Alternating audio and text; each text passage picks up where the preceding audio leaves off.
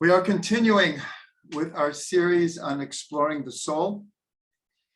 Last week, we dedicated much of the class about the Sphera of Dat. Just as a review, we have been concentrating on what are called the powers of the soul and their garments.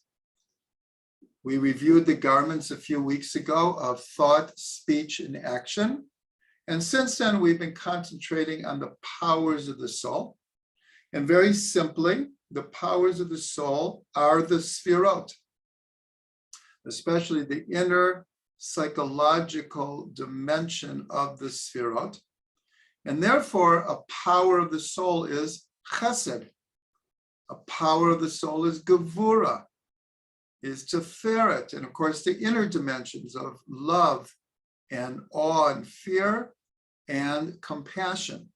So we've gone over this many times, but just as a review, the powers of the soul are the Sphirot. And of course, when we went through the 49 days of counting the Omer, we really concentrated. We really tried to use the Sphirot as what's called Tikkun Amidot.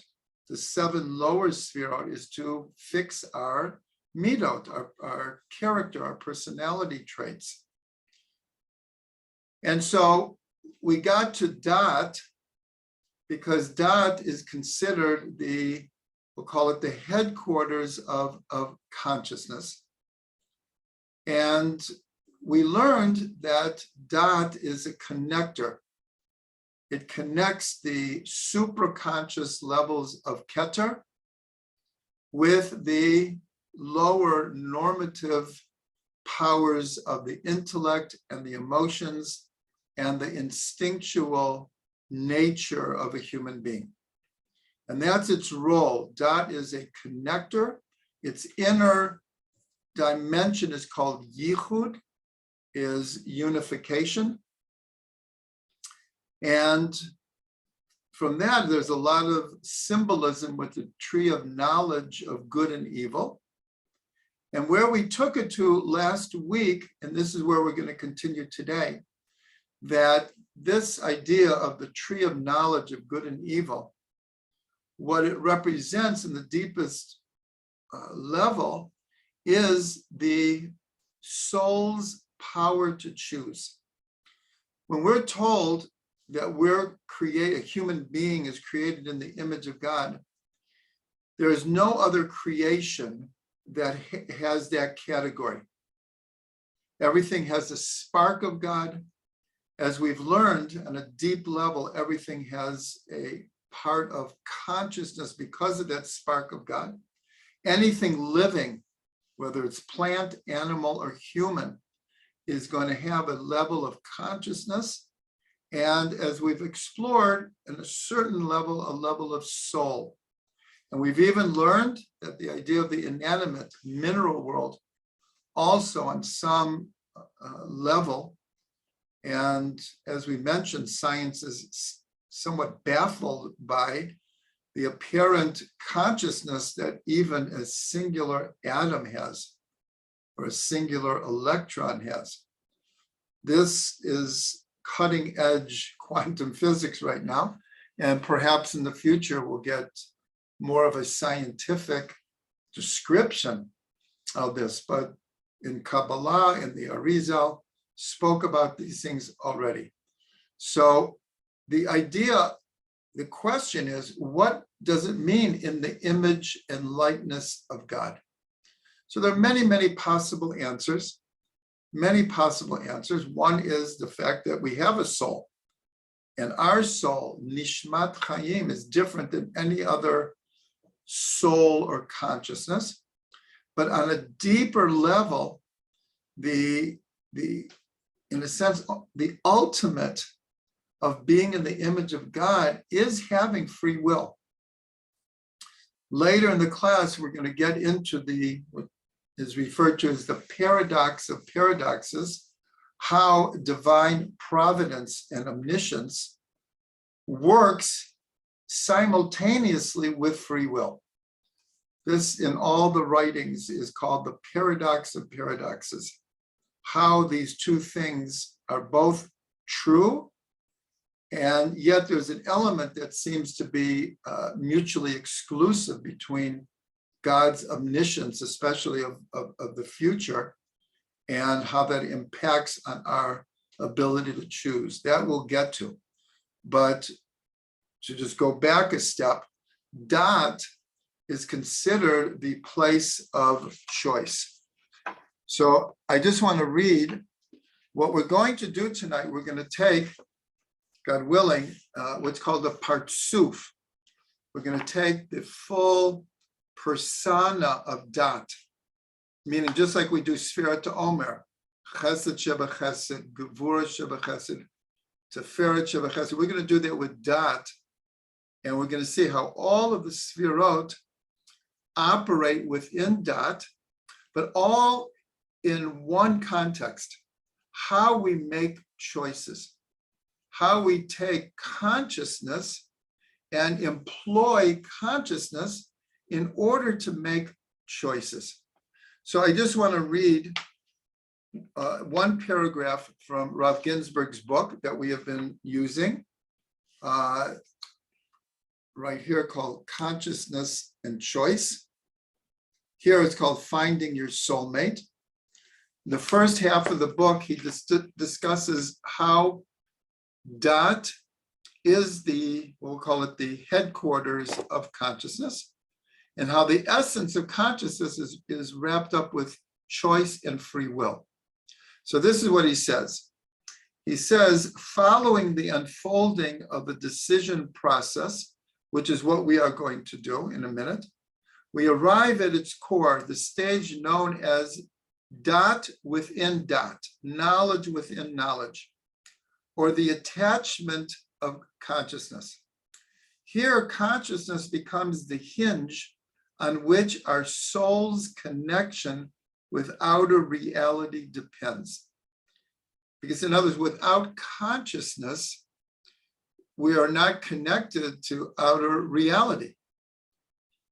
The nature of this attachment becomes the impetus for all of our tentative choices in life, choices that will ultimately be put to the test by active experience in the arena of knowledge and relationships.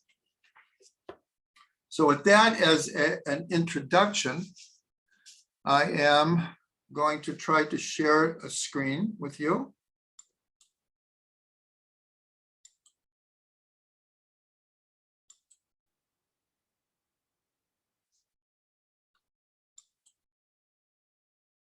Oh, how did I get this green? Okay.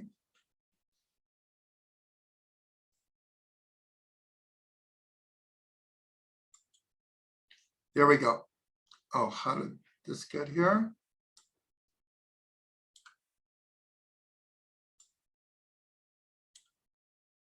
I'm not sure how to get rid of that box, but we'll deal with it. Okay, so what we're looking at is what's called a partsuf.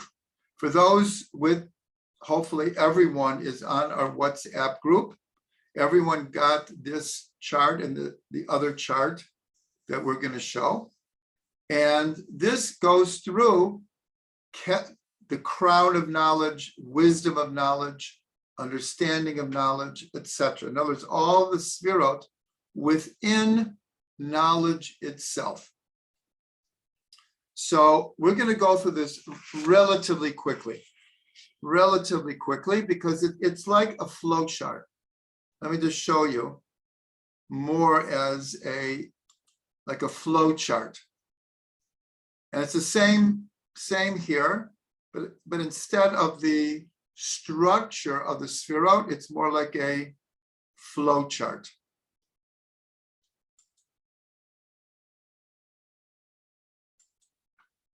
So we're going to start at the top at Keter, and we're going to go to the bottom relatively quickly. Rav Ginsburg takes like 50, 60 pages to explain this. So we start in deepening. what's called deepening of knowledge. And what this is that I've mentioned before, are we a soul in a body or a body that happens to have a soul? In other words, where is the emphasis? So this idea of deepening of consciousness has to do with the awareness that ultimately what we are is a soul that is housed in a body. The soul is the main thing. This is not in any way to put down the body. Obviously, there has to be a unity between spiritual and physical, mind and body, soul and body. But deepening is an important step where we realize what the source of who we are and what we're doing in the world is in our connection to God. So here, this is at a super conscious level where we try to deepen our connection with our true soul roots. When we go to wisdom of knowledge, expansion, so if our consciousness remained in the level of superconscious, we obviously would have a very, very difficult time of operating in this world whatsoever. Because as it were, our heads would be in the clouds, and we would have no real deep connection with the physical world that we live in. And of course, there are people who have very difficult time operating in this world because sometimes the mind is just up in the clouds. We use that expression. So the expansion of knowledge, so this is like a bridge of the first step of pulling super consciousness into normative consciousness, of pulling what we'll call normative wisdom from a higher source. And this expansion is what allows us to, like the ladder in Jacob's dream, that the ladder can be firmly grounded in the earth, but its head can reach the heavens. And that is a good thing, where we can be grounded and yet very, very spiritual and have our heads in the cloud at the same time. So the expansion, Rabbi Ginsburg explains, this in addition has to do with the openness to diversity. Because the world is one, God is one, but there's no doubt that God created a world of apparent multiplicity. And so the expansion of wisdom, remember, this is all within dot, all within knowledge, all within consciousness, all within soul power. So diversity is a very, very first step in expanding consciousness. And in Hebrew, there's a word for this. It's called harchavat hadat, the expansion of knowledge, harchavat hadat. And then we have stability. This is bina. As we've learned many times, the metaphor of wisdom being like the father contributing the seed idea, the seed of inspiration to the mother figure of understanding of Bina. And the mother takes this seed and creates an embryo, a child, through stability. Because wisdom can be like flashes of lightning, and that needs to be more stable. So within dot and consciousness, there needs to be this stabilizing energy called Bina. And then we have knowledge of knowledge. As we said, the inner dimension of knowledge is Yichud. And so when we say about Chabad, Chabad is Chachma, Bina, and Dat. So Dat is this idea of attachment. In other words, Chachma and Bina can be somewhat ethereal. But Dat is the ability to become one with that which we are learning about or who we are connecting with. This is the ability to make relationships, to be attached. That's why the first time knowledge, Dat, is used as a verb in the Torah is V'adam yada et Chava ishto. And Adam knew his wife. And we're told that this means he knew her intimately, marital intimacy. And that becomes the metaphor of all knowledge, is that it's not something out there, but it's something that we can integrate, that becomes one with us, yichud. This kind of attachment leads to affinity. This is chesed, loving kindness. In other words, when we have the ability to attach ourselves, it could be to a person or an idea or a talent. Like someone says, I love music, because a person becomes attached to music and that creates an affinity to music. Or I love a certain person, or I love an idea. I love the Torah. I love the land of Israel, because we feel attached to it and we have this affinity. And then comes a very, very important step. Remember, this is all in the context of how we make decisions. In other words, we start, I'm just going to go back, we start with deepening of consciousness and expansion of consciousness, and a stability and the ability to make attachments will eventually, all of these powers are going to hopefully be manifest in actual decisions we make for our life. In other words, we make decisions based on what we have an affinity for, what repulses us, what we're able to connect to attach to. That it becomes the basis of how we make decisions. So here in strength of knowledge, this is Gevura. This is an incredibly important one called objectivity, because when we're dealing with love,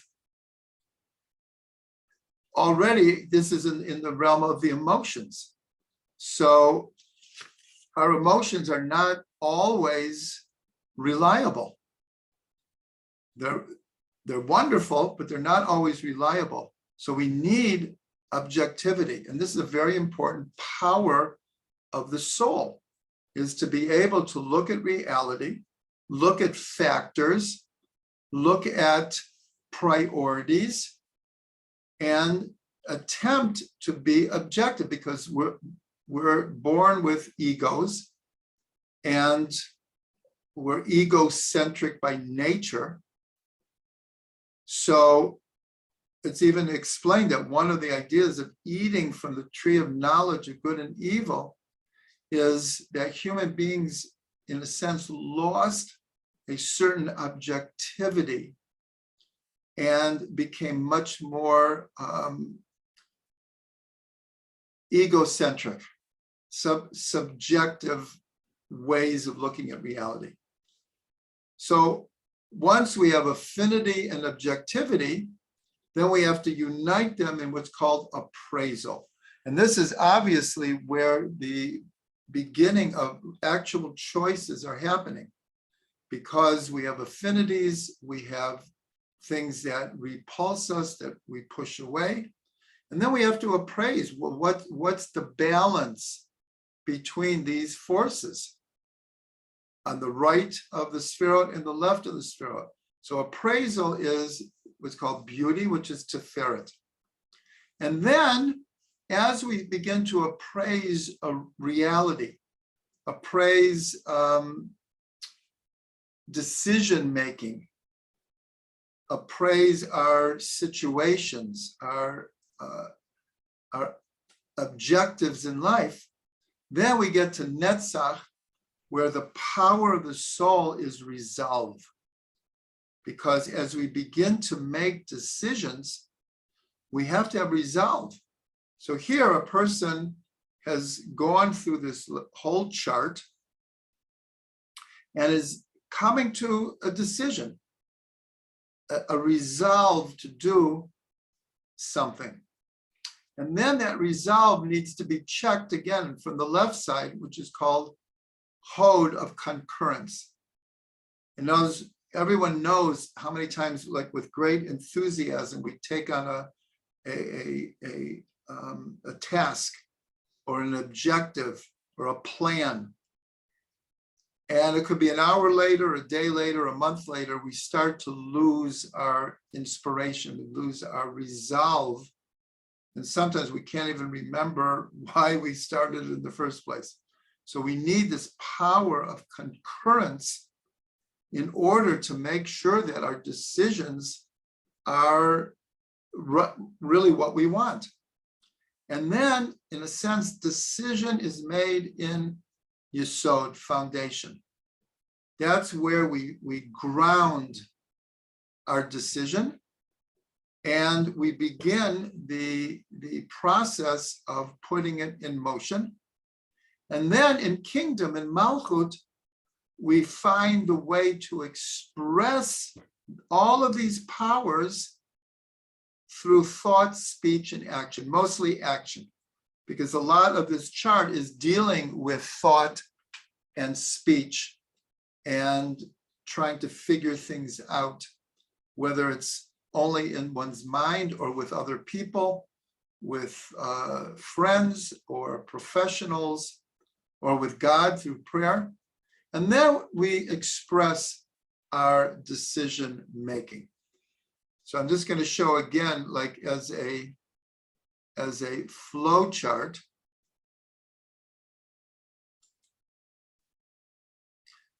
how we go through. And here you'll see that there's some Hebrew words, and each one of them ends with dot, with knowledge. So not all of them are known, but expansion is a very well-known phrase called harchavat hadat, expanding our consciousness, our dot. And the one for stability is also, even in modern Hebrew, is called yishuv hadat. Yishuv hadat means, yishuv literally means sitting, but here it means having peace of mind, having a grounding to our thought process. And then in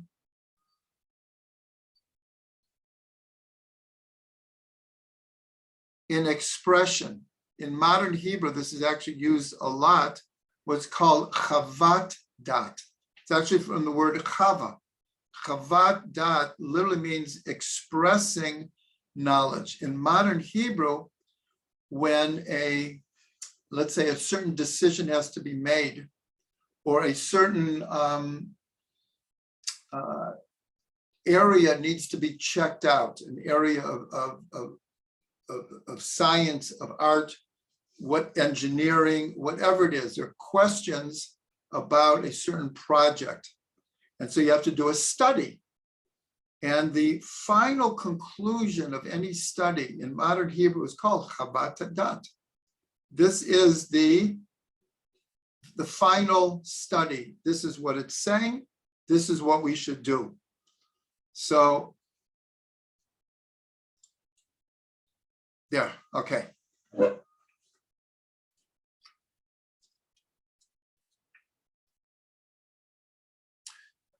So I do want to point something out that I haven't pointed out. It's a simple but very important thing. When we look at the Amidah is broken into three sections. The standing or the silent prayer. That is the main prayer of Judaism, of every prayer service, is the Amidah. And the first three are praise. The last three are thanksgiving or acknowledgement. And the middle are requests. And there's 12, and then another one was added at some point in history, a 13th request. The first request is Ata chonein la'adam da'at. You have given a human being the ability of dat, the quality of dat. And the blessing ends, Baruch atah Hashem chonein hadat. You have graced man with dat. This is very important. This is our first request in the Amidah every day, that we acknowledge that this gift of consciousness, this gift of the ability to choose, is really what makes us in the image of God. This is really the ultimate, that we have the ability to choose, other than, as we've discussed, that animals are hardwired for pleasure, survival, and for being fruitful and multiplying. And an animal makes decisions, but it's all hardwired to the most immediate, what's good for the physical pleasures. And we discussed how plants also seem to have a whole decision-making apparatus to survive and to give forth seed for another generation. But it's only man that is making choices in the moral, ethical, philosophical, spiritual, mystical level. So the first thing we ask for every day is that we have a refined sense of consciousness. Atah chonein li'adam da'at u'melamed le'enosh bina chaneinu mi'itcha chachma bina v'dat. This is Nusach Sfard. That we're asking God that you've graced us with wisdom, understanding, and knowledge. Again, Chabad. And then we ask God to grant us, the last one though is dat. We don't ask for the wisdom or the bina, because without the dat, the wisdom and the understanding, in a sense, will not be stable. It's dat which stabilizes our consciousness and allows us the ability to choose.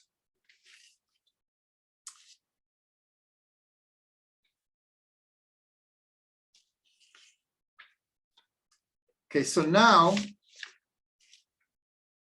I want to, in a shortened form, because this is what we're about to enter into, is the paradox of paradoxes, is how does free will and divine providence and omniscience work? Truthfully, we're not going to go deep into the paradox, but we're going to try to understand what does free will actually mean and what are its parameters. What's the context that when we talk about that we have free will, what does that mean? And as mentioned before, there are many different religions or philosophies that lean very, very much to either free will and there is no divine providence, or it's all divine providence and there's very little free will.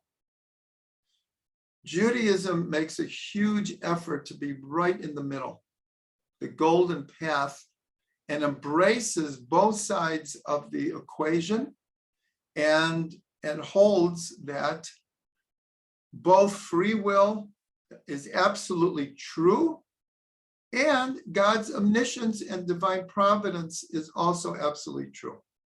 One does not cancel out the other. The philosophy and the deep understanding of how that paradox works, that we're not going to address tonight. But what I do want to look at is when we talk about free will, what exactly are we talking about? So, first of all, we have to say that even though we posit that we have free will, a lot of what we call choice is not real free will. In other words, because of what's called nature and nurture, there is a lot of our being that has somewhat predetermined factors. Our genetic code is what we're born with. We did not have choice over that genetic code and all of the ramifications of the tendencies that the genetic code puts on a person. But even more, whether we're talking about psychology that posits that by the age of 2 or 3, most of us have very few memories of before the age of 2.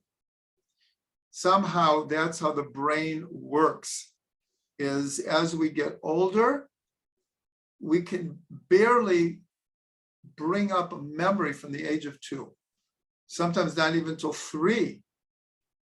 A few memories here and there, but much of psychology says so much of our being is already stamped into our personality based on those first two years.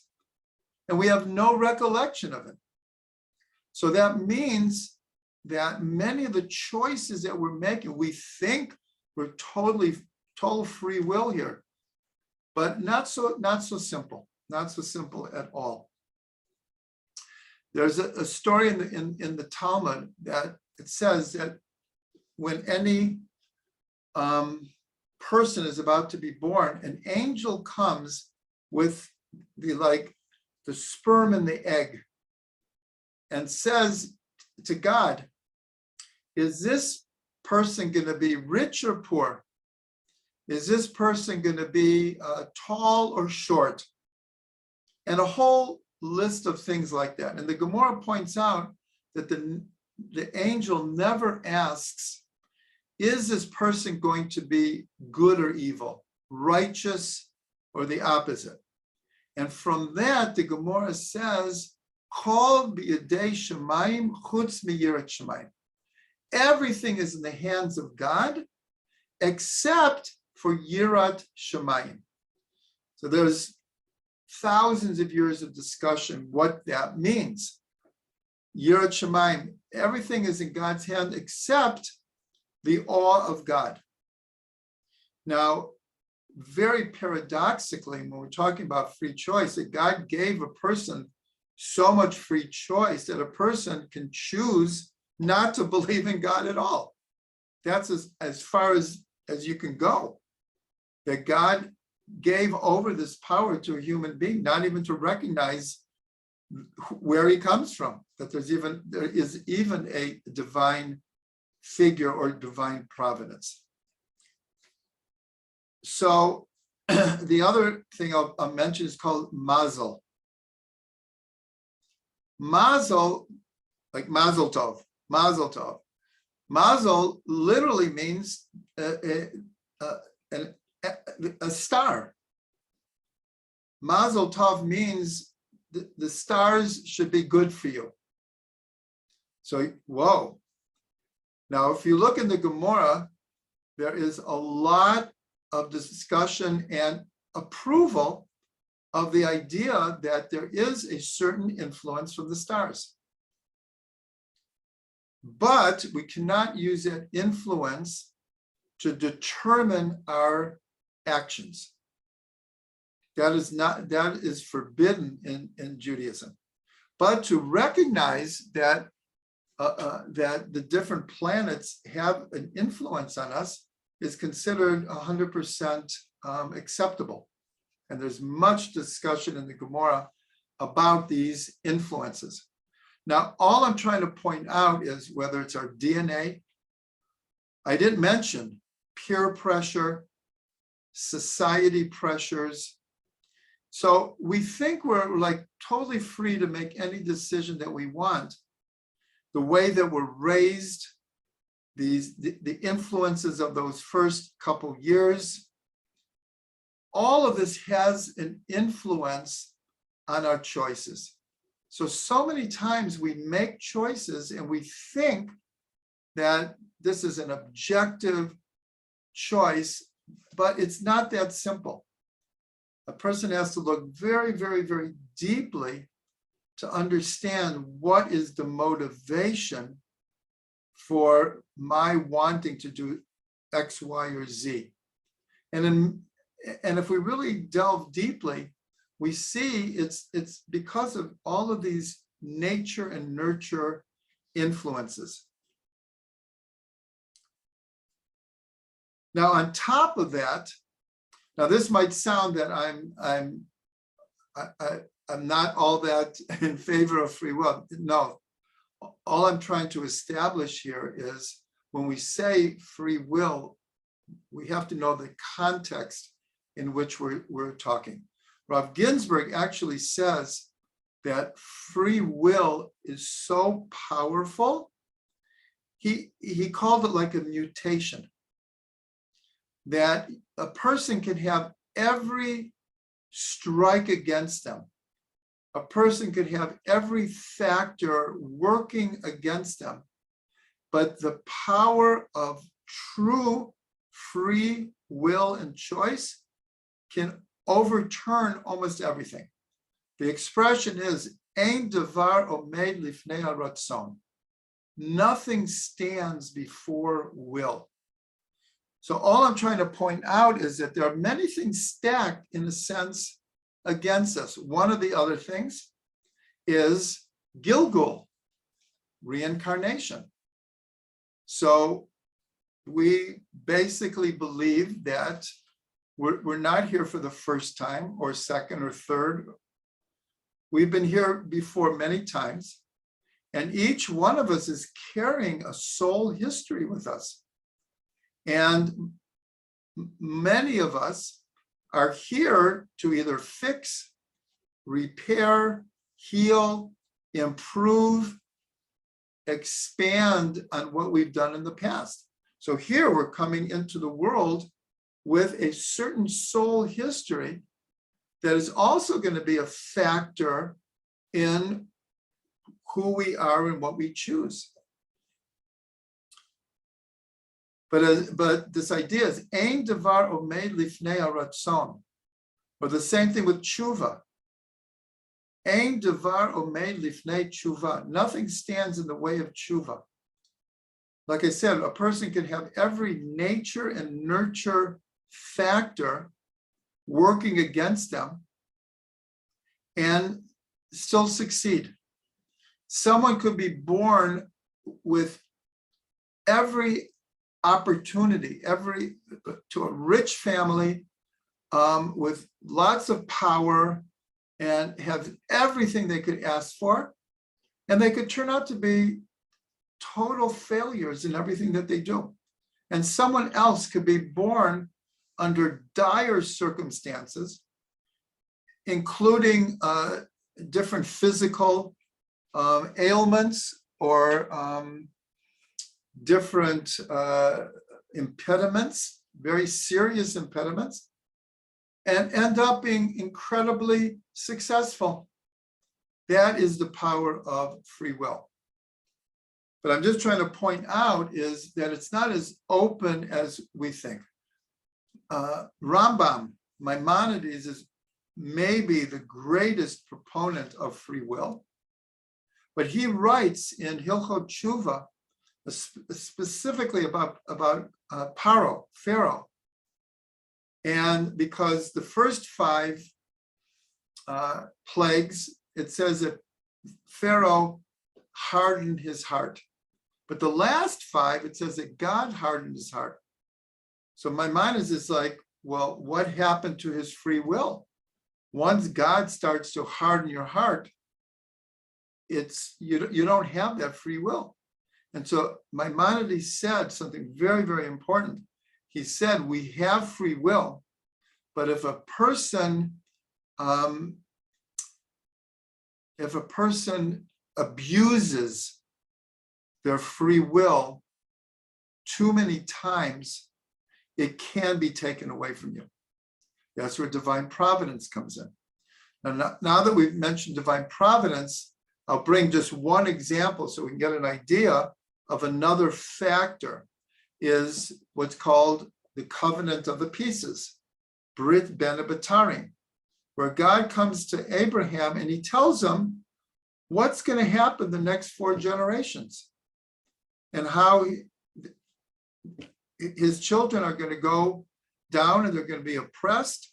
And after 4 generations, they're going to come up and come back to Israel. So we would ask, well, and that's exactly what happened.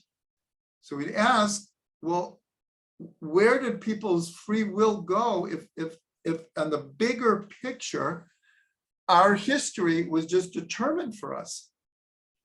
And so the way we answer it is, and that's where the paradox comes in, because we do believe that there is a plan for the world and that the world is moving in a certain direction and that God does have providence over the world and everything that is happening. Part of God's providence is that he gives us free will. So in a sense, for God, it's a paradox also. In a sense, he ties his own hands, because those are the rules that he made.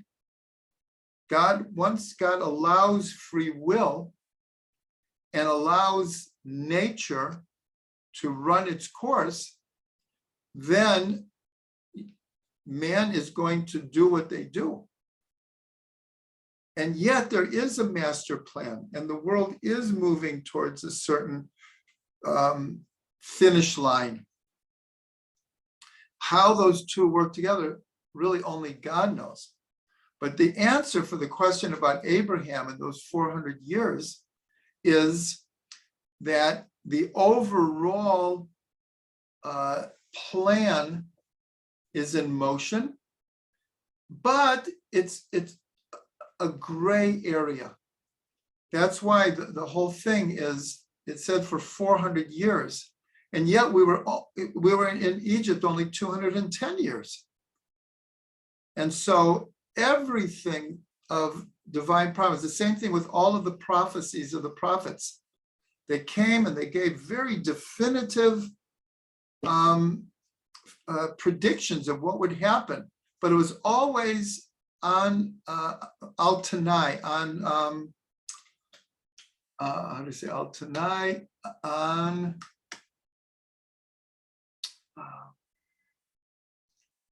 what?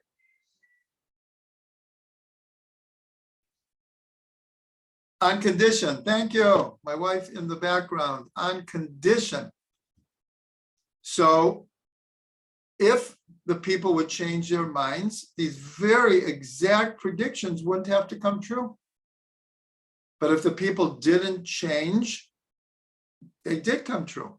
That's why you see in the book of Deuteronomy, you see that's why it's so paradoxical, is in the book of Deuteronomy is the one time where God tells us that we have choice, where it says, I put before you today death and life, evil and good, ubecharta b'chaim, and choose life. In other words, this is the formula for the existential human condition. God puts before us choices, good and evil, and tells us to choose good. And he puts a tremendous amount of power in our hands. And yet in the book of Deuteronomy, after that, God comes to Moses and says, but now I'll tell you what's going to happen. Because God knows the future before we understand it, before we know it. God sees everything, past, present, and future. And so here, God gives us free will, but then he comes and says, but I'll tell you what's going to happen. And exactly in what God says will happen in the book of Deuteronomy is exactly what happened. But each person's role in that bigger historical flow of events is not determined. And that's why we have this example. There's a mitzvah that if you build a new house, you have to put a guardrail around it. It says, so the fallen one will not fall off. So Rashi and every other commentary asks, what does the Torah mean? So the fallen one will not fall off. So Rashi says, and it's so profound, he says this person it's been determined this person has to fall off a roof. But make sure it's not off your roof. That's why you have to build a guardrail. But this person is going to end up falling off a roof for reasons based on their whole life history, measure for measure.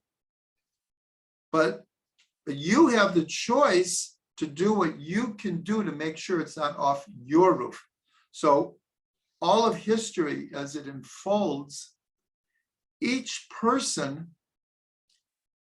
still has the choice where they're going to fit into this bigger picture. And to be honest, sometimes we don't have the choice.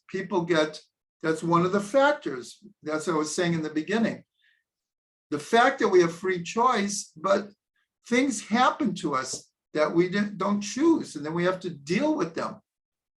So we don't have what's called absolute free choice. If we had absolute free choice, and the world would be perfect, there would be no challenges, and Shalom al Yisrael. But we don't determine everything, but we can determine how we react to it. That will remain in our hands. So since we were talking about choice, I wanted to bring this up. We really just scratched the surface of the paradox of free will and divine providence. But ultimately, we have this idea that the sages talked about a lot, which is called being a partner with God. And being a partner with God is through the power of the soul to make moral and ethical choices.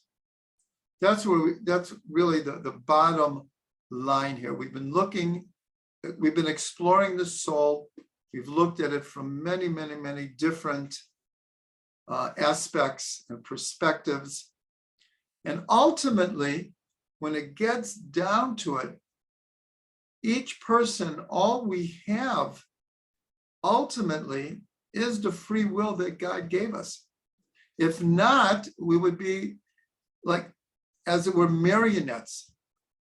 In other words, to not believe in free will and to believe that God is running everything, which in a sense, God is, but to think that I don't really have free will, everything is determined, everything is fate, then it would be like God is running the world and we're all marionettes. And when I think of the world like that, I can't for the life of me understand why God would create a world like that whatsoever.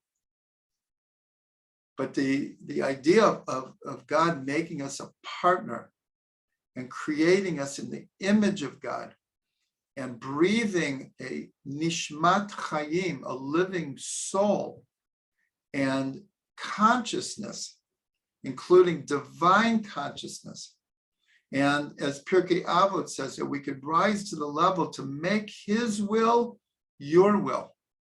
That's, in a sense, the ultimate free will is to make his will your will, which in a sense sounds contradictory and paradoxical in of itself.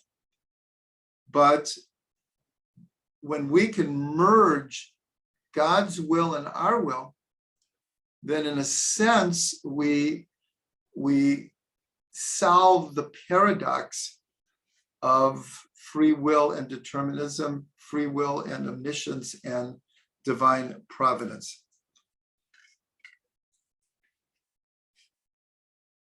So this is a good place to stop. And to be honest, I haven't decided, but this might be the conclusion of our series on exploring the soul. We just scratched the surface. There's so much deeper that we can go. In the next week, I'm going to decide if there's another element or two that I want to add here, or it's time to move on to something new. But I hope everyone got a lot out of exploring the soul. For those of you who missed some of the classes, and if you're on our WhatsApp, you can go back and listen to the whole series. And we should all be blessed to use our free will, our free choice to ubacharta b'chaim, to choose life.